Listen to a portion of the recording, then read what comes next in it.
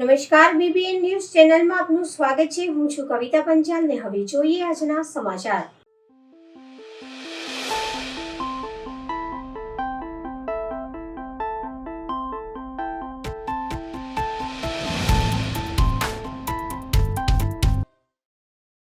વડોદરા શહેર વિસ્તારમાં મધુનગર બ્રિજ પાસે આવેલ એક બંધ કંપનીના ગોડાઉનમાં અચાનક આગ ફાટી નીકળતા અફરાતફરીનો માહોલ જોવા મળ્યો હતો। વડોદરા શહેરના છાણી જકાત નાકાથી ગોરવા તરફના મધુનગર બ્રિજ પાસે આવેલી એક બંધ કંપનીના ગોડાઉનમાં અચાનક આગ ફાટી નીકળી હતી। મોડી રાત્રે લાગેલી આગના કારણે અફરાતફરીનો માહોલ જોવા મળ્યો હતો। આસપાસના અન્ય 10 જેટલા ગોડાઉનમાં પણ આવેલા હોવાનું જાણવા મળ્યું છે। બનાવ અંગેની જાણ ફાયર ફાઇટરને થતાં તેઓ ઘટના સ્થળે દોડી ગયા હતા અને તાત્કાલિક યુદ્ધના ધોરણે આગ ઉપર કાબૂ મેળવવાનો પ્રયાસ કર્યો હતો। જોકે આગ એટલી વિકરાળ બની હતી કે તેના ઉપર કાબૂ મેળવવા માટે 8 થી 10 જેટલા ફાયર ફાઇટર્સની જરૂર પડી હતી। ફાયર વિભાગ દ્વારા લગભગ 2.5 કલાક સુધીની ભારે જહેમત ઉઠાવી આ કંપની બંધ હાલતમાં હોવાના કારણે મોટી જાનહાનિ ટળી હતી। ફાયર ફાઇટર્સ દ્વારા સતત પાણીનો મારો ચલાવવામાં આવ્યો હતો અને આગ ઉપર કાબૂ મેળવવાના પ્રયાસો કર્યા હતા।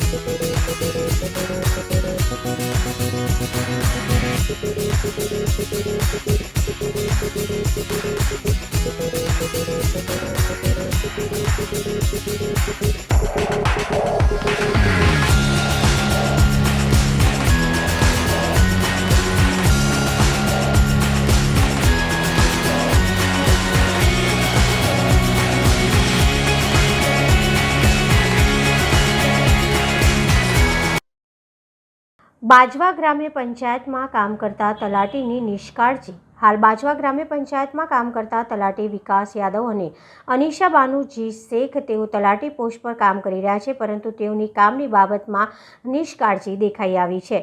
સરકારી કર્મચારીઓનો ટાઈમ 10 વાગે આવવાનો હોય છે, પરંતુ તેઓ પોતાની મનમાનીથી જ પંચાયતમાં આવે છે। બપોરે 1 વાગે તેઓ આવે છે અને આજુબાજુના ગામના રહીશો પરેશાન થઈ રહ્યા છે। ગરીબોને હેરાન પરેશાન થઈ રહ્યા છે, પરંતુ તેઓને કોઈ ફરક પડતો નથી। તલાટી દ્વારા સરખો જવાબ પણ મળી રહ્યો નથી। બાજવા ગામની એક દીકરી જે 4-5 દિવસ સુધી અહીંયાના પંચાયતમાં આવીને જાય છે, પરંતુ તલાટી અહીંયા ઉપલબ્ધ હોતા નથી। આટલી કાળઝાળ ગરમીમાં સ્થાનિકો હેરાન થઈ રહ્યા છે, પરંતુ તલાટી કર્મચારીઓ તેઓનું કામ જ કરી રહ્યા નથી।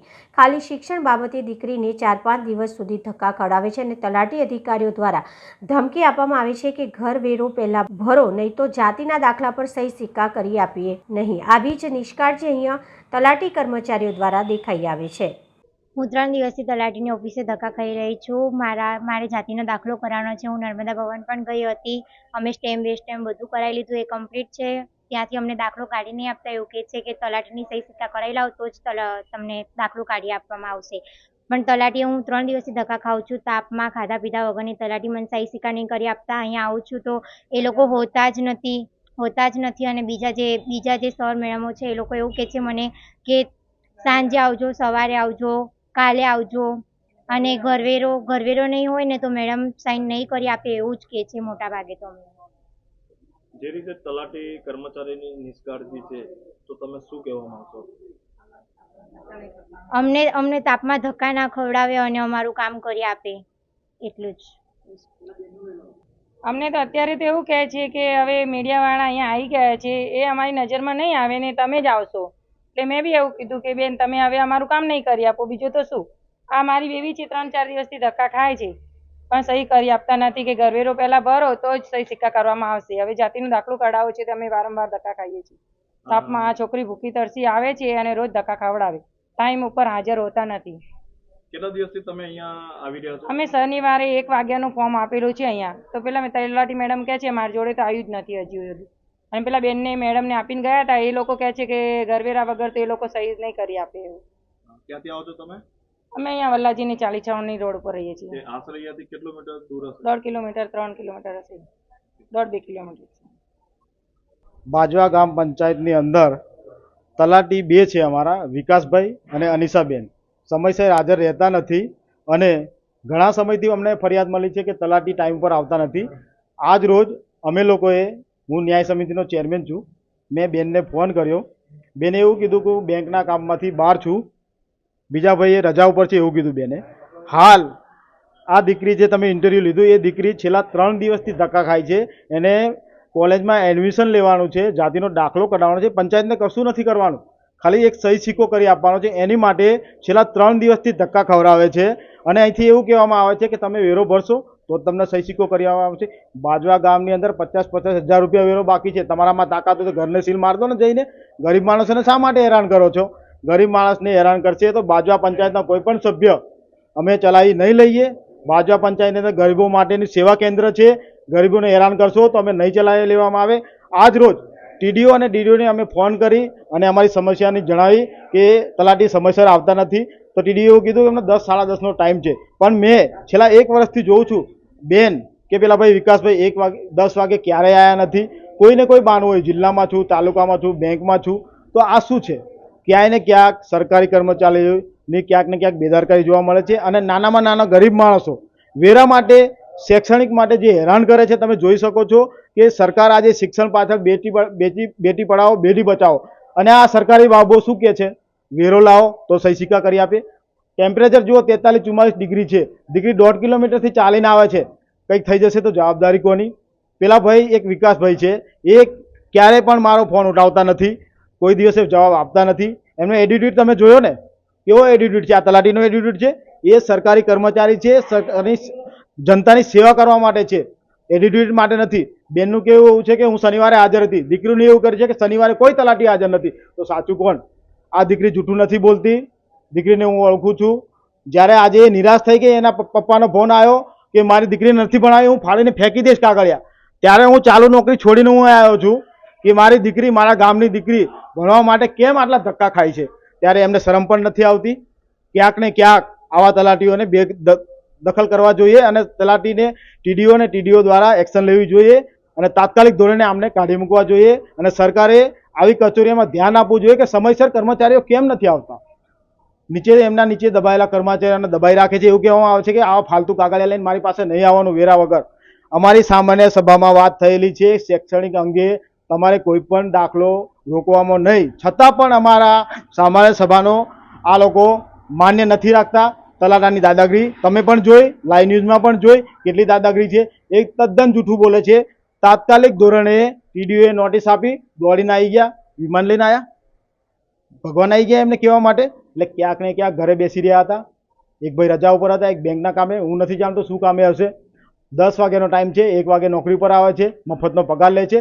ટીડીઓ તાત્કાલિક એક્શન લે બાજવા પંચાયતમાં, નહીં તો હું તાળા મારી દઈશ. મારા ગામની ગરીબ જનતા હેરાન થશે, હું ક્યારેય સાખી નહીં લઉં. અને શૈક્ષણિક બાબતમાં વેરાની વાત હું ક્યારેય સાખી નહીં લઉં. નરેન્દ્ર મોદી સાહેબે કીધું છે બેટી પઢાઓ બેટી બચાવો, એમાં વેરાની પાવતી આવતી જ નથી. લોકો મફત શિક્ષણ આપે છે, તમારે તો ખાલી સહી સિક્કા કરી દેવાના છે. એની માટે પણ આવા તાપમાં તમે 3 દિવસ સુધી ધક્કા ખવડાવો છો. મરી જશે દીકરી, કોની જવાબદારી? આજે એક બાપનો વૃદ્ધન એવું કહે છે, એના પપ્પાને હું મળ્યો, એમને મને એવું કીધું હું કાગળિયા ફાડીને ફેંકી દઉં, મારી દીકરીને નથી ભણાવી. કેટલી હદ વટાવી હશે આ લોકોએ, સરકારી કર્મચારીઓએ. ક્યાંક ને ક્યાંક તલાટી ઉપર ટીડીઓ, સરકારી અધિકારીઓ એક્શન લે અને તાત્કાલિક આમની બેદખલ કરે. શું નામ આપનું? હિતેન્દ્ર ખંડી, બાજવા ગામ પંચાયત ચેરમેન, ન્યાય સમિતિ.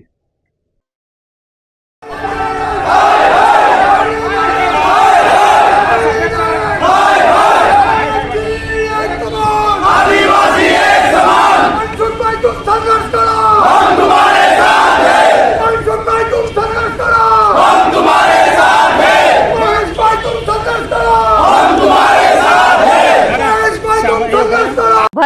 લોકસભાના ભાજપના ઉમેદવાર મનસુખ વસાવાએ જિલ્લા કલેક્ટરશ્રીને આવેદનપત્ર પાઠવ્યું.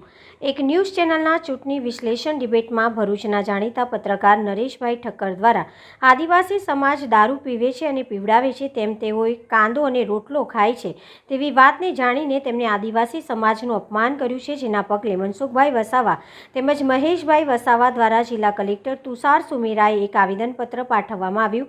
લોકચર્ચા એવી પણ થઈ રહી છે કે તાજેતરમાં લોકસભાની ચૂંટણીમાં સાંસદ મનસુખભાઈ વસાવાની ચૂંટણી પ્રચારમાં વોર્ડ નંબર 8માં અનુસૂચિત જાતિ અને સુવર્ણ કાછિયા પટેલ સમાજ માટે 2 અલગ અલગ ભોજન વ્યવસ્થા કરવામાં આવી હતી. તો તે વેળાએ અનુસૂચિત જાતિ સમાજનું જે અપમાન કરવામાં આવ્યું હતું ત્યારે મનસુખભાઈ કેમ મૌન હતા? મનસુખભાઈ વસાવા જેમના વિરોધમાં પત્ર પાઠવ્યું છે એવા પત્રકાર નરેશભાઈ ઠક્કરનું પણ પ્રતિક્રિયા લેવામાં આવી છે. દિનેશભાઈ બહુ સ્પષ્ટ છે, મનસુખભાઈ ભરવાઈ પડ્યા છે.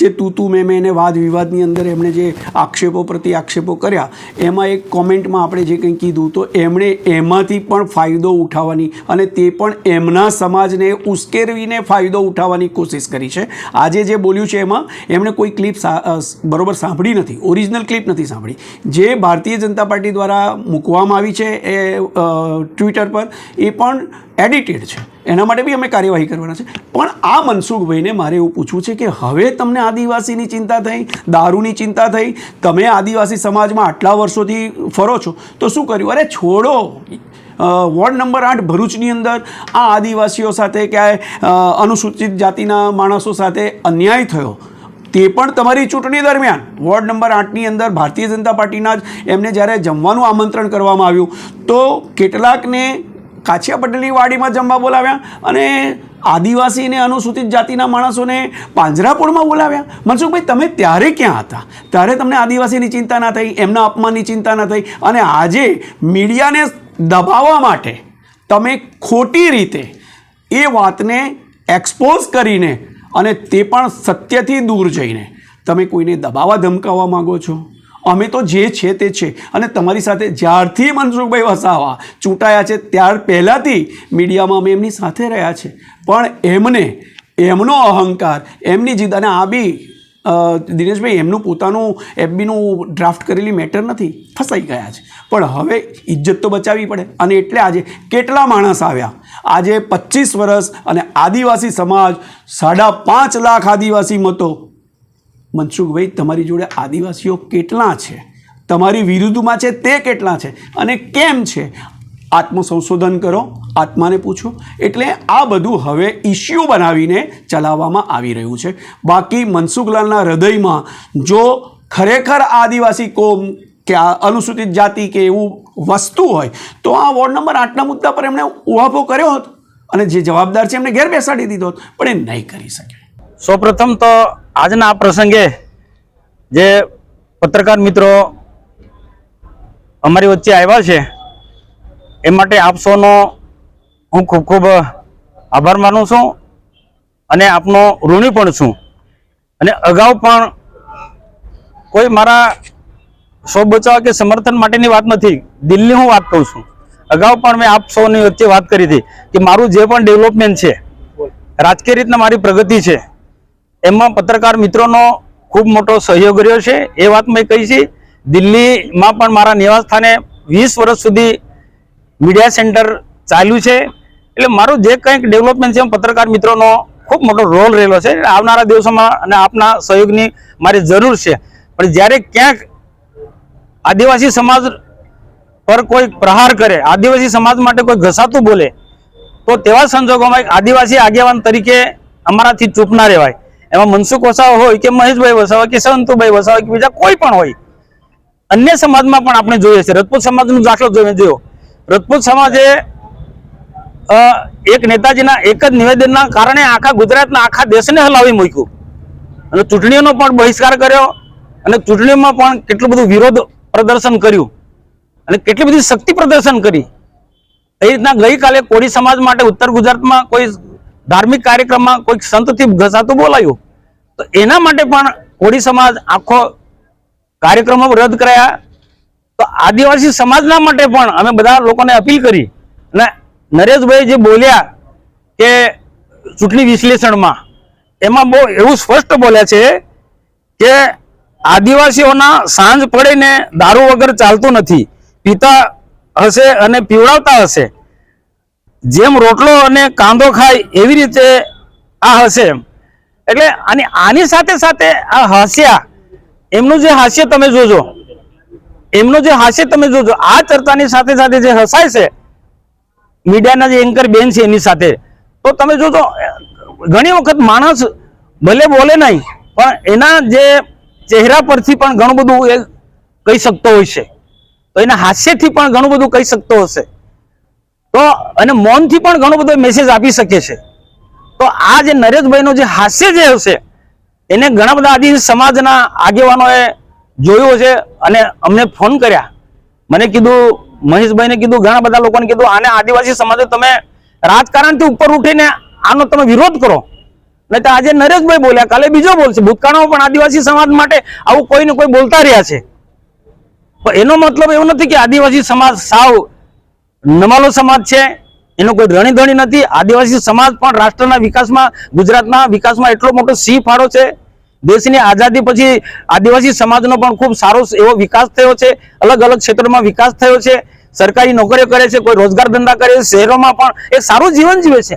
અને આદિવાસી સમાજ એકલો કે દારૂ એકલો નથી પીતો. સમાજના જે પૂર્વજોના જે ક્યાંક ને ક્યાંક હજુ આપણને જોવા મળતું હશે, કેટલી જે આસ્થા સાથે પણ જો બધે મોંગરા જાય એટલે ત્યાં એનો ઉપયોગ કરે જ છે.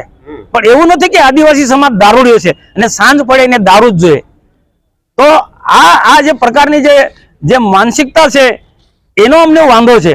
તો આદિવાસી સમાજના માટે આ પ્રકારનો જે ઘસાતું બોલે, કાંદો ને ડુંગળી, કેમ ભાઈ કાંદો ને ડુંગળી ના, રોટલો ને ડુંગળી આદિવાસી જ ખાય, બીજા નથી ખાતા?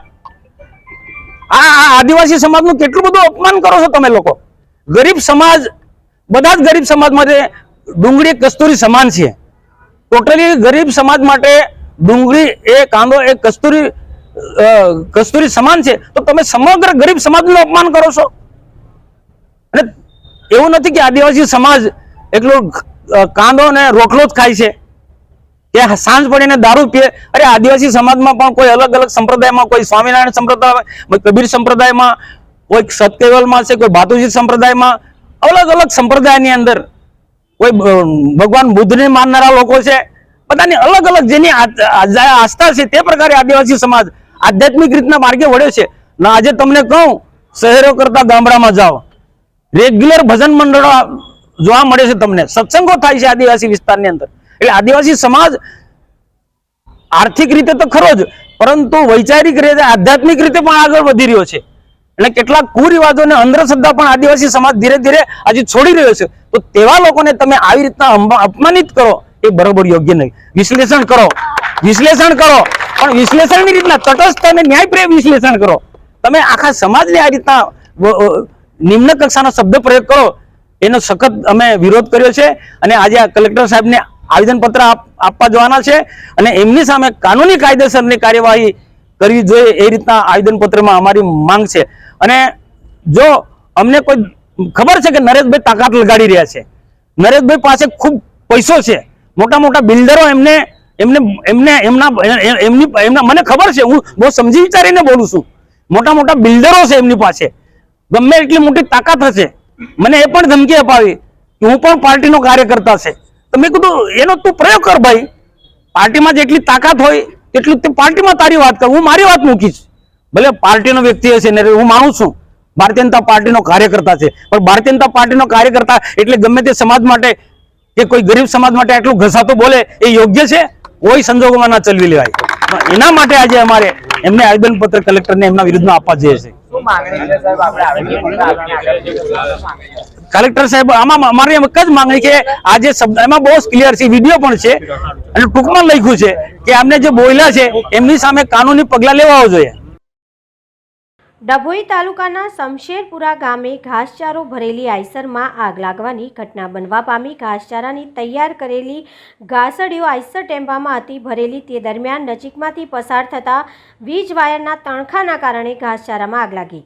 ઘાસચારામાં આગ લાગતા ખેડૂત નિલેશ જશુભાઈ વસાવાને મોટું નુકસાન થવા પામ્યું છે. અંદાજિત 50,000ની કિંમતનો ઘાસચારો તેમજ 5 થી 6 લાખ ઉપરાંતની કિંમતનો ટેમ્પો ભડભડ સળગી ઉઠ્યો હતો. ડભોઈ નગરપાલિકા ફાયર ફાઇટરની ટીમ ઘટના સ્થળે પહોંચી હતી અને આગ ઉપર કાબૂ મેળવ્યો હતો. પત્રકારોને પોઝિટિવ રિપોર્ટિંગ શીખવતા સયાજી હોસ્પિટલના સુપ્રિન્ટેન્ડન્ટ ડોક્ટર રંજન અય્યર. ઝાડા ઉલટી સનસ્ટ્રોકના કેસ વચ્ચે 2 દર્દીના મોતના અહેવાલ છાપામાં છપાતા હેલ્થ ડિપાર્ટમેન્ટે ખુલાસો માંગ્યો. રાજ્યમાં કાળઝાળ ગરમી અને હીટવેવ. ઝાડા ઉલટી સનસ્ટ્રોકના કેસ વચ્ચે 2 દર્દીના મોતના અહેવાલ છાપામાં છપાતા હેલ્થ ડિપાર્ટમેન્ટે ખુલાસો માંગ્યો. સયાજીની ઓપીડી પર સતત નજર ફરતા થયેલા મોતના આંકડા અંગે સયાજી હોસ્પિટલના સુપ્રિન્ટેન્ડન્ટ ડોક્ટર રંજન અય્યર સ્પષ્ટતા કરી અને વિસ્તૃત માહિતી આપી હતી. 24/7 एसएसजी की ओपीडी और एसएसजी की कैजुअलिटी कार्यरत है. जो भी मरीज एसएसजी में लाया जाता है उसको तुरंत ही सारवार मुहैया कराई दी जाती है और हमने एक कॉशनरी वार्निंग या एक वीडियो भी रिलीज किया था जिसमें हमने लोगों को बताया था कि कैसे ये इस प्रकार के सूर्य प्रकाश से, इस प्रकार की गर्मी से बचे और क्या क्या सावचेती रखें. मध्य गुजरात का सबसे बड़ा हॉस्पिटल है. कितने केसेस कुछ आए, कुछ दर्ज हुए, सब कुछ डेटा है अपने पास हीट वेव के लेकर? हीट वेव की वजह से कुछ मेरे मरीज बढ़ गए हो ऐसा कोई डेटा मेरे पास नहीं है. कुछ मृत्यु अंक ये कोई मृत्यु हीट वेव की वजह से हुआ था ऐसा पुरवार करना भी नामुमकिन है. ठीक है, क्या कहना चाहोगे हीट वेव को लेकर? क्या तकीदारी? लोगों को सावधानी रखनी चाहिए. 10:30 से 4:30 के बीच में जब तक हो सके तब तक घरों के अंदर रहना चाहिए. 3-4 दिन का मामला है. पुष्कल अपने आप को हाइड्रेट करना चाहिए. काफी लिक्विड्स लेने चाहिए. लूज कॉटन कपड़े पहनने चाहिए. छांव में काम करना चाहिए. डायरेक्ट इंटेंस हीट से बचना चाहिए. सर को टोपी से या पगड़ी से ढकना चाहिए. अचानक અકાળે થતા મૃત્યુ માટે અથવા તો મૃત અત્રે લાવતા દર્દીઓ માટે પોસ્ટમોર્ટમની વ્યવસ્થા છે. એ પોસ્ટમોર્ટમના અંતે અમે એક પ્રાસંગિક તારણ ઉપર પહોંચતા હોઈએ છીએ. જે 15-20 દિવસે પીએમ રિપોર્ટ તૈયાર થાય અથવા તો પીએમ બાદ મોકલેલી વિસરાના રિપોર્ટ આવે ત્યારે નક્કી થતું હોય છે. ત્યાં સુધી બધું જ એક ધારણા જ બની રહે છે. એવા કઈ રિપોર્ટ આપણે લેવામાં આવે છે, મોકલવામાં આવે છે આગળ? આકસ્મિક અચાનક મૃત્યુ થાય તો એ અંગે પીએમ કરવાની તો પ્રથા છે જ. એટલે સર આપણે એક વાત સ્પષ્ટપણે માનો છો કે હીટ વેવ ને લઈને કોઈ મોત નથી થયા? એવું અત્યારે કોઈ કાગળ પરથી સાબિત થતું નથી. હીટ વેવ ને લઈને તબિયત બગડી શકે, હીટ સ્ટ્રોકની અસરો થઈ શકે એ સર્વવિદિત સર્વમાન્ય છે. પણ એસએસજી હોસ્પિટલની અંદર આ પ્રકારના દર્દીઓનો ધસારો વધી ગયો હોય કે આ પ્રકારના દર્દીઓ ટપાટપ અહીં આવતા હોય એવું કોઈ કારણ માનવાનું નથી અને અમારા કોઈ આંકડા એવું કહેતા નથી. હેલ્થ ડિપાર્ટમેન્ટ દ્વારા કયા કારણોસર એસએસજી હોસ્પિટલ પાસે રિપોર્ટ માંગવામાં? 2 દર્દીઓનો અહેવાલ કોઈ ન્યૂઝપેપરમાં આવ્યો તો એની માહિતી મારી પાસે માંગવામાં આવી છે. એમાં ચોખ્ખો ઉલ્લેખ કરેલો કે 2 દિવસમાં 9 લોકોના મૃત્યુ થયા છે. એ બાબતે એ કોઈ પત્રકારે લખેલી બીના છે. એના પર મેં કોઈ સૈદ્ધાંતિક નિર્ણય આપેલો નથી. 21 તારીખનો એક પત્ર છે, સમાચાર પત્રમાં જે અહેવાલ છપાયા છે હીટ વેવને લઈને થયેલા મૃત્યુ કે આકસ્મિક મૃત્યુ એ અંગેની માહિતી અમને માંગી છે. અમે એમને સંપન્ન કરાવીશું. સર છેલ્લા 3 દિવસની વાત કરવામાં આવે તો આવા કેટલા કેસ આવે છે હીટ વેવ ને લઈને જેનાથી કોઈ પેશન્ટનું મોત થયું હોય કે કોઈ ગંભીર સ્થિતિમાં હોય એવું કંઈ? ચોક્કસ માહિતી આપી શકાય નહીં. જે ગઈકાલે એક 9નો આંકડો તરતો થયો હતો એ 9ની અંદરથી એક હેંગિંગનો કેસ હતો, 3 રોડ ટ્રાફિક એક્સિડન્ટના કેસ હતા.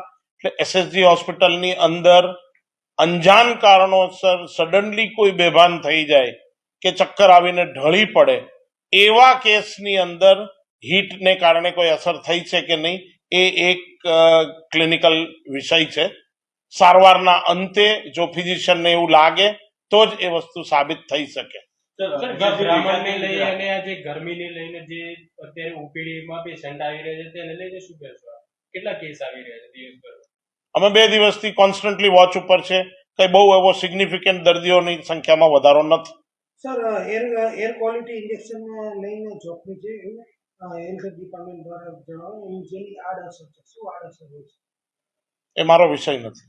સર એકચ્યુઅલી હેલ્થ ડિપાર્ટમેન્ટ દ્વારા જણાવ્યું છે કે એર ક્વોલિટી ઇન્ડેક્સ 80 ની આસપાસ છે, એવું એ હેલ્થ ડિપાર્ટમેન્ટ દ્વારા જણાવાયું, જેને લઈને શ્વાસના એ અંગે હું કોઈ કમેન્ટ કરીશ નહીં. ડાયાબિટીસના રોગ પણ માટે ટાઈમ એન્ડ અગેન ચેતવણીઓ આપવામાં આવે છે, સલાહ સૂચનો ઇસ્યુ કરવામાં આવે છે.